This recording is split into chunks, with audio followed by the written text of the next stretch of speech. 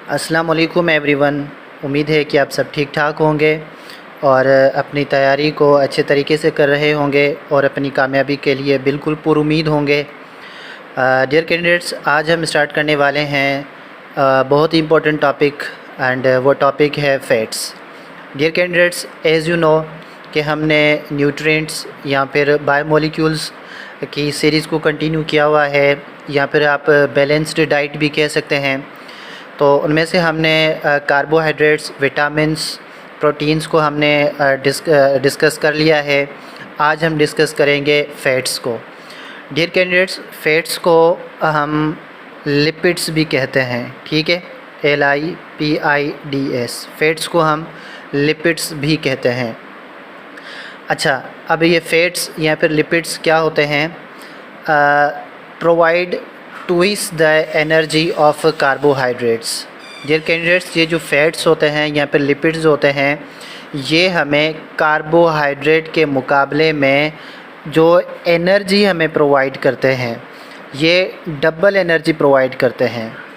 जैसे हमने पढ़ा हुआ है ना कि जो कार्बोहाइड्रेट्स हैं या फिर प्रोटीन्स हैं वो हमें एनर्जी देते हैं, ठीक है जी, एनर्जी प्रोवाइडिंग न्यूट्रिएंट्स होते हैं। तो इसी तरीके से जो फैट्स और लिपिड्स हैं ये भी एनर्जी प्रोवाइडिंग न्यूट्रिएंट्स हैं, लेकिन ये हमें कार्बोहाइड्रेट के कंपैरिजन में ये हमें डबल एनर्जी प्रोवाइड करता है, ठीक है। अच्छा, सेकंड पॉइंट को देखते हैं कि भाई फ़ैट्स का 1 ग्राम अगर हम लें तो ये हमें प्रोवाइड करता है 37 किलो जॉल।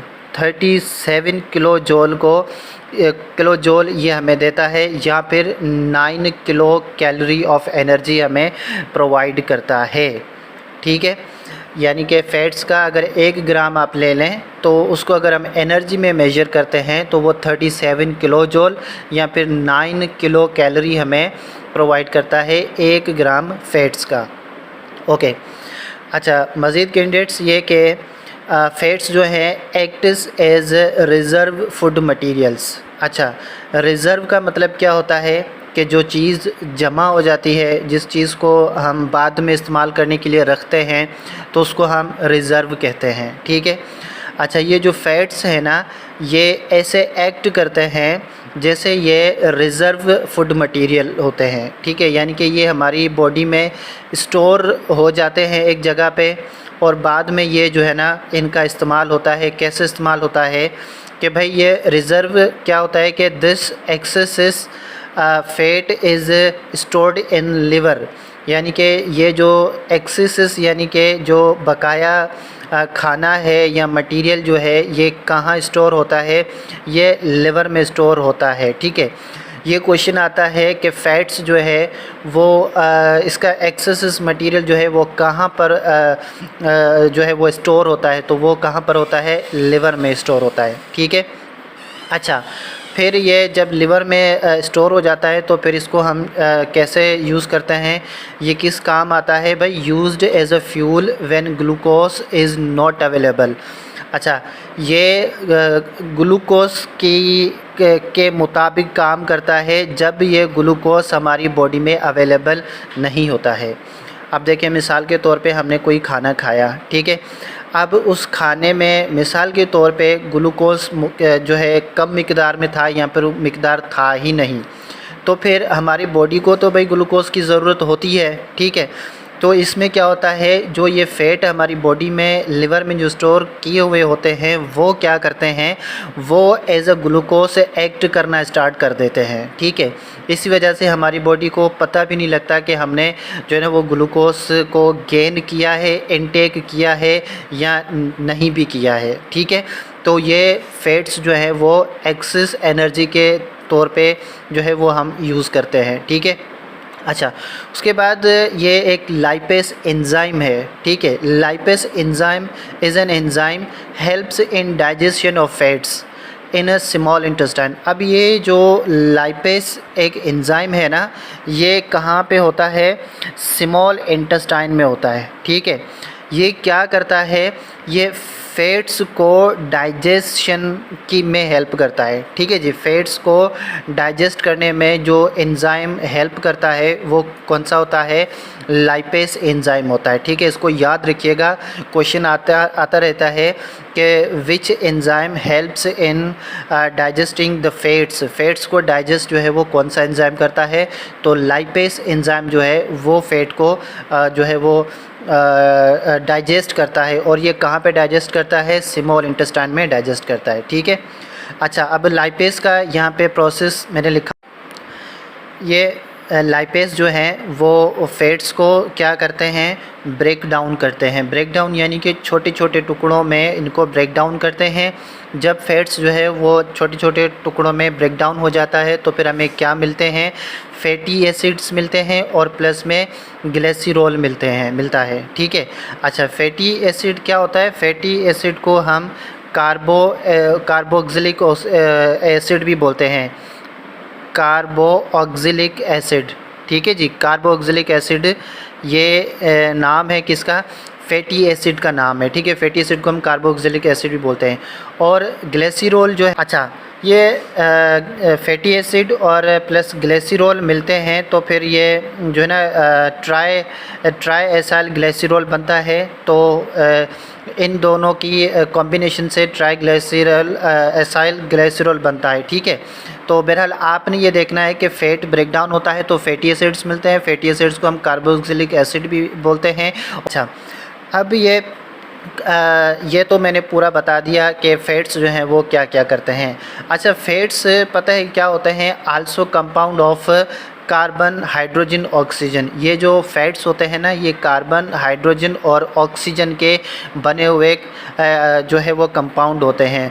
और मैंने आपको बताया था कि ऐसे कंपाउंड जिनमें कार्बन जो है वो मौजूद होता है तो उनको हम क्या बोलते हैं? ऑर्गेनिक कंपाउंड बोलते हैं। ठीक है, अच्छा, एक और चीज़ आपको यहाँ पे बताना चाहूँगा कि जो फैट्स हैं ये वाटर में इनसॉल्यूबल होते हैं। ठीक है, यानी कि फैट्स यहाँ पे लिपिड्स जो होते हैं ये वाटर में इनसॉल्यूबल होते हैं और ऑर्गेनिक सॉल्वेंट में ये जो है सॉल्यूबल होते हैं।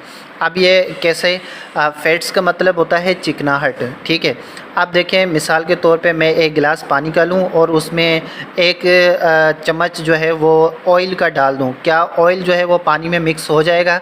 नहीं, ये बिल्कुल भी इसमें मिक्स नहीं हो सकता। ठीक है, अच्छा, फिर अगर उसी ऑयल को मैं ऑर्गेनिक कंपाउंड में मिक्स करूँ तो वो हो जाएगा ऑर्गेनिक कंपाउंड। जैसे मिसाल के तौर पे मैं एक ऑयल का चम्मच लेता हूँ और इसको मैं जो है वो पेट्रोल में मिक्स करता हूँ। ठीक है, पेट्रोल के लीटर में या गिलास पेट्रोल में करता हूँ तो वो उसमें जो है वो ऑब्ज़र्व हो जाएगा, उसमें मिल जाएगा। ठीक है, तो ये पॉइंट बहुत इंपॉर्टेंट है कि लिपिड्स जो हैं वो वाटर में इनसॉल्यूबल हैं, ऑर्गेनिक कंपाउंड के सॉल्वेंट में सॉल्यूबल हैं। ठीक है, सॉल्यूबल हो जाते हैं। ओके, अच्छा, फिर ये लिपिड्स और फैट्स जो है वो कहाँ पर मौजूद होते हैं? Present in cytoplasm and cell wall. ठीक है, साइटोप्लाज्म क्या होता है ये आगे चल के जब हम सेल के स्ट्रक्चर को पढ़ेंगे तो वहाँ पे आपको पता चलेगा। फ़िलहाल आपने सिर्फ ये याद करना है कि ये साइटोप्लाज्म कहाँ पर मौजूद होते हैं? फैट्स और लिपिड्स ये साइटोप्लाज्म एंड सेल वॉल में मौजूद होते हैं। ठीक है, अच्छा, इनकी सोर्सेज क्या है? ये कहाँ से हमें मिल सकते हैं? भाई, इनकी बेस्ट सोर्स जो है वो घी होती है। ठीक है जी, घी, बटर, चीज़, मील और सोयाबीन, ये सारी इनके सोर्सेज हैं। इनमें से हमें जो है वो फैट्स या फिर लिपिड्स मिलते हैं। ठीक है, अच्छा, अब हमारे पास यहाँ पे दो टाइप के जो है वो फैटी एसिड्स मिलते हैं। There are two types of fatty acids, यानी कि कार्बोक्सिलिक एसिड, जो मैंने अभी आपको बताया ना कि कार्बोक्सिलिक एसिड क्या होता है। कार्बोक्सिलिक एसिड एक्चुअली एक ऐसा इसका स्ट्रक्चर जो है वो लॉन्ग चेन फॉर्म में होता है। ठीक है, इसको जो है मैं यहाँ पे आपको एक्सप्लेन कर देता हूँ कि इसको कार्बन को जो है ना वो 4 बॉन्ड जो है कार्बन के बनते हैं। ठीक है, यहाँ पे 4 बॉन्ड ऐसे कार्बन के बॉन्ड बनते हैं। अच्छा, आप देखें यहाँ पे ये हाइड्रोजन के साथ रिएक्ट कर रहा है, ये हाइड्रोजन के साथ, यहाँ पे हाइड्रोजन के साथ और यहाँ पे भी हाइड्रोजन के साथ, यहाँ पे हाइड्रोजन के साथ, यहाँ पे हाइड्रोजन के साथ, यहाँ पे ये भी 4 हाइड्रोजन के साथ रिएक्ट कर रहा है, ये भी 4 हाइड्रोजन के साथ रिएक्ट कर रहा होता है। ठीक है जी। तो इस चेन को हम क्या बोलते हैं? सैचुरेटेड सैचुरेटेड फैटी एसिड हम कहते हैं। ठीक है, जिनका स्ट्रक्चर इस तरीके से होता है तो इनको हम सैचुरेटेड बोलते हैं। अच्छा, फिर जब कार्बन में किसी चीज़ की कमी होती है, मिसाल के तौर पे ये इसमें, अच्छा यहाँ पे आप देखें तो ये सारे सिंगल बॉन्ड में इनको हमने जो है वो रिएक्शन करवाया हुआ है। ठीक है जी। जब कार्बन में यहाँ पे डबल बॉन्ड हो, ठीक है, डबल बॉन्ड होता है, डबल बॉन्ड हो, यहाँ पे इसने हाइड्रोजन पे, यहाँ हाइड्रोजन से जो है रिएक्ट कर रहा है, यहाँ पर भी हाइड्रोजन से रिएक्ट कर रहा है। ठीक है, चलो मैं यहाँ पे कार्बन लिख देता हूँ। ठीक है, यहाँ पे हाइड्रोजन के साथ, यहाँ पे हाइड्रोजन के साथ, यहाँ पे हाइड्रोजन के साथ, और अब देखें यहाँ पे हमें 4 हाइड्रोजन जो है वो हमने रिएक्ट करवाए, लेकिन यहाँ पे जो है ना वो 3 हाइड्रोजन्स जो है वो रिएक्ट कर रहे हैं। चौथा हाइड्रोजन जो है मैंने यहाँ पे गायब कर दिया है, और ये क्या हो रहा है? यहाँ पे डबल बॉन्ड बन रहा है। तो इस डबल बॉन्ड को हम क्या बोलते हैं? अनसैचुरेटेड। ठीक है, अनसैचुरेटेड कार्बन, अनसैचुरेटेड जो कार्बोक्सिलिक एसिड होते हैं, इनका स्ट्रक्चर कुछ इस तरीके से होता है। ये भी आपके माइंड में होना चाहिए, अगर स्ट्रक्चर सामने आ जाए तो सैचुरेटेड और अनसैचुरेटेड को भी आप जो है वो पहचान लें। ठीक है, अब आते हैं हमारे मेन पॉइंट पे कि सैचुरेटेड फैटी एसिड। यहाँ पे लिख देता हूँ मैं, सैचुरेटेड फैटी एसिड। ठीक है, सैचुरेटेड फैटी एसिड जो है वो क्या होते हैं, इनकी प्रॉपर्टीज़ क्या होती है? सैचुरेटेड फैटी एसिड दरअसल सॉलिड होते हैं रूम टेम्परेचर में। ठीक है जी, रूम टेम्परेचर यानी कि 30 डिग्री का जो टेम्परेचर है इसको हम रूम टेम्परेचर बोलते हैं। ये रूम टेम्परेचर में जो सैचुरेटेड यहाँ पर फैटी एसिड है ना, ये क्या होते हैं? सॉलिड होते हैं, जैसे coconut oil, palm oil, butter, घी, ये सारी आपको सॉलिड फॉर्म में मिलेंगे। ठीक है, अच्छा, यानी कि ये जम जाते हैं। ठीक है, इसको अगर थोड़ी देर रखा जाए रूम टेम्परेचर में तो ये आपको जमे हुए नज़र आएंगे। ठीक है, अच्छा, ये फाउंड इन एनिमल, ये इनकी जो मेन सोर्सेस है वो कहाँ पर है भाई? एनिमल सेल्स में ये मिलते हैं हमें। ठीक है, सो एनिमल सेल्स में नहीं बल्कि एनिमल्स में मिलते हैं। ठीक है, कॉमनली इनको हम क्या बोलते हैं? फैट बोलते हैं, फैट यानी कि चिकनाहट बोलते हैं। ठीक है जी, ये सैचुरेटेड हाइड्रोकार्बन्स जो पढ़ते हैं ना, सैचुरेटेड फैटी एसिड्स। ठीक है, अच्छा, अब अनसैचुरेटेड जो फैटी एसिड जो होते हैं, यहाँ पे भी मैं लिख देता हूँ, ये इनका कंप्लीट नाम है ना, सैचुरेटेड फैटी एसिड और अनसैचुरेटेड फैटी एसिड। अच्छा, अनसैचुरेटेड फैटी एसिड क्या होते हैं कि लिक्विड इन रूम टेम्परेचर, ये जो है ना ये रूम टेम्परेचर में लिक्विड की शक्ल में होते हैं। ठीक है, जैसे फ़िश ऑयल, वेजिटेबल ऑयल, जो सरसों का तेल होता है। ठीक है, ये हमारे रूम टेम्परेचर में यानी कि 30 डिग्री में ये क्या होते हैं? ये जो है लिक्विड की शक्ल में होते हैं। ये उसमें होते हैं सॉलिड फॉर्म में होते हैं, ये लिक्विड की फॉर्म में होते हैं। ठीक है जी, ये फाउंड इन प्लांट्स, ये ज़्यादातर जो है ना वो प्लांट्स में मिलते हैं और इनको कॉमनली हम ऑयल ही कहते हैं। ठीक है, इनको चिकनाहट और इनको ऑयल कहते हैं। तो ये हमारे यहाँ पे पोर्शन कंप्लीट होता है कि फैटी एसिड्स क्या होते हैं, सैचुरेटेड क्या होता है और अनसैचुरेटेड क्या होता है। ठीक है, अच्छा, अब इनको मज़ीद हम देखते हैं कि जब हम जो है वो सैचुरेटेड का फैटी एसिड्स ज़्यादा लेते हैं तो क्या इम्पेक्ट पड़ता है। ठीक है जी, भाई, our diet should contain less saturated fats. हमारी जो डाइट है ना, यानी कि जो हम खाना खाते हैं ना, उसमें जो है ना वो कम सैचुरेटेड फैट होना चाहिए। ठीक है जी, क्यों कम होना? सैचुरेटेड फैट जो है वो कम होना चाहिए, यानी कि जो जमने वाली चीज़ें हैं वो कम होनी चाहिए, क्योंकि भाई एक्सेस यानी कि अगर सैचुरेटेड जो फैटी एसिड्स हैं वो ज़्यादा हो जाते हैं तो increase in the blood cholesterol level, ये ब्लड के जो कोलेस्ट्रॉल लेवल है ना हमारे ब्लड का, उसमें जो है वो कोलेस्ट्रॉल की लेवल जो है वो बढ़ जाती है। एंड मे कॉज, वो किस चीज़ का कारण बनते हैं? ये बनते हैं आर्ट्रियोक्लोरोसिस। आर्ट्रियोक्लोरोसिस ये क्या होते हैं? ये आर्टरीज होती हैं, हमारी जो वीन्स होती हैं ना, नसें होती हैं, ठीक है जी, इनको बोलते हैं। तो ये जब हम ब्लड पढ़ेंगे तो वहाँ पे आपको समझ आ जाएगा। ये एक डिजीज़ है आर्टेरियोस्क्लेरोसिस। ये कब जो है वो होता है, जब ब्लड में कोलेस्ट्रॉल जो है वो लेवल ज़्यादा हो जाता है, ठीक है। अच्छा, ये क्या होता है आर्टेरियोस्क्लेरोसिस जो है वो क्या होता है, हार्डनिंग ऑफ आर्टरीज़। जो हमारी आर्टरीज़ होती हैं ना, इसमें जो है ना वो हार्डनिंग पैदा हो जाती है, यानी कि ये सख्त होना स्टार्ट हो जाती हैं, और इसकी वजह से पता है क्या होता है, may lead to heart attack. जो हार्ट अटैक हो सकता है वो इसी वजह से हो जा सकता है, ठीक है। तो हमारी डाइट में जो है ना वो सैचुरेटेड फैटी एसिड जो है वो कम होनी चाहिए, ठीक है। ये हमारे लिए ख़तरनाक होता है। अच्छा, अब हम देखते हैं बहुत ही इम्पोर्टेंट यहाँ पे सेकंड पोर्शन को, वो ये है कि इसेंशियल फैटी एसिड्स। भाई एक होते हैं इसेंशियल फैटी एसिड्स और होते हैं अनइसेंशियल। तो जो इसेंशियल होते हैं इनको हम यहाँ पे देख लेते हैं, ठीक है। यानी कि इसेंशियल फैटी एसिड्स यानी कि ऐसे फैटी एसिड्स जिनकी हमारी बॉडी को ज़रूरत होती है, बिल्कुल रिक्वायर्ड होते हैं कि हमारी बॉडी में ये चीज़ें जो है ना वो शामिल होने चाहिए। तो ये कहाँ से आते हैं, ठीक है जी। भाई मेन यानी कि हमारी जो बॉडी है, ह्यूमन बॉडी जो है वो सिंथेसाइज करती है, वो खुद बनाती है क्या, फैटी एसिड्स। कहाँ से बनाती है, from the fatty acids present in food taking. जो खाना हम खाते हैं ना, जो भी खाना हम खाते हैं उसमें तो भाई फैटी एसिड्स मौजूद होते ही होते हैं, ठीक है जी।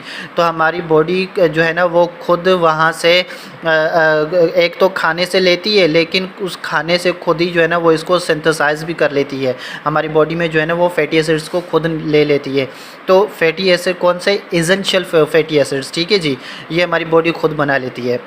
अच्छा, उसके बाद यहाँ पे एक बहुत इंपॉर्टेंट टर्म आता है हाइड्रोजिनेशन। हम किसको कहते हैं, व्हाट इज़ हाइड्रोजिनेशन। भाई हाइड्रोजिनेशन एक प्रोसेस है। कौन सा प्रोसेस है, कि process by which unsaturated fatty acids. अभी हमने पढ़ा ना कि सैचुरेटेड और अनसैचुरेटेड क्या होता है, ठीक है जी। भाई जो अनसैचुरेटेड फैटी एसिड्स जो कि रूम टेम्परेचर में लिक्विड होते हैं, याद रखिएगा, ठीक है जी, are converted into saturated fatty acids.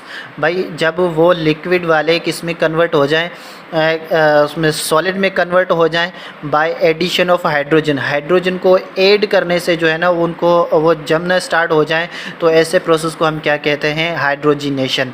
आपको डेफिनेशन दी हुई होगी, पूछ सकते हैं कि ये प्रोसेस कौन सा है, या फिर आपको ये टर्म दिया हुआ होगा, फिर इसकी डेफिनेशन दी जाएगी कि ये किसकी डेफिनेशन है, ठीक है। तो ये आपको याद होनी चाहिए, ओके। अच्छा, अब वेल्स को देख लेते हैं। वेल्स क्या होता है कि fat of the skin forms a thick layer called blubber which is not only reserve food but also maintain body temperature. भाई ये जो है ना हमारी जो स्किन होती है ना, स्किन की जो थिकनेस है ना इसको फॉर्म करती है, ठीक है जी। इसकी स्किन की लेयर को थिकनेस करती है और इसको हम क्या कहते हैं, ब्लबर, ठीक है। जो कि ना सिर्फ रिज़र्व फूड होती है, अभी हमने पढ़ा ना कि फैट क्या होता है, रिज़र्व फूड होता है, जो कि सिर्फ रिज़र्व फूड नहीं होता बल्कि और ये क्या करता है, एक और काम भी करती है। वो कौन सा, कि बॉडी का जो टेम्परेचर है ना इसको ये मेंटेन रखती है, ठीक है। तो ये वेल्स होता है, ठीक है। अच्छा, वेल्स के बाद अब हम जो है वो डिस्कस करेंगे कोलेस्ट्रॉल को। कोलेस्ट्रॉल बहुत ही इंपॉर्टेंट टॉपिक है। ये होता क्या है, वहाँ पे मैंने आप लोगों को बता दिया कि कोलेस्ट्रॉल लेवल बढ़ता है तो फिर ये चीज़ें होती हैं। तो लेकिन ये खुद कोलेस्ट्रॉल होता क्या है, इसका भी हमें पता होना चाहिए, ठीक है जी।